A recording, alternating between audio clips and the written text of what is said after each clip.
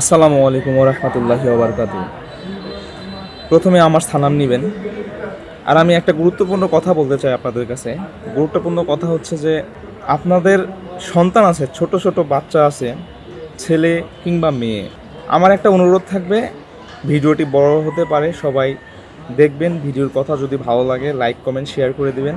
তো প্রথমত আমার কথা হচ্ছে যে আপনাদের বাচ্চা যখন আছে, ছোট, ছোট বাচ্চা, তাদেরকে ছোট থেকেই একটু ইসলামিক নিয়মে চলার ব্যবস্থা করে দেওয়ার জন্য, যাতে ইসলামিক নিয়মে চলতে পারে তারা, বড় হয়েও সে নিয়ম মেনে চলতে পারে।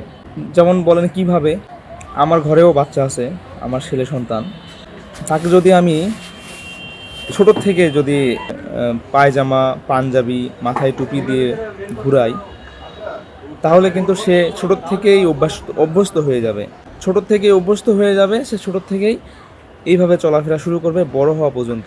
তো এইটাই আমি বলতে চাই যে আপনাদের সন্তানদেরকেও, মেয়ে হোক আর ছেলে হোক, মেয়ে হলে ছোটোর থেকে একটু পর্দাশীল করার চেষ্টা করুন।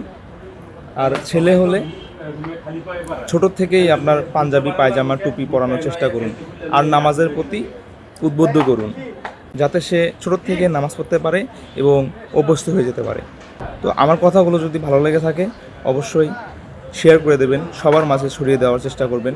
তো সবাইকে অনেক অনেক ধন্যবাদ আমার ভিডিওটি দেখার জন্য। আসসালামু আলাইকুম।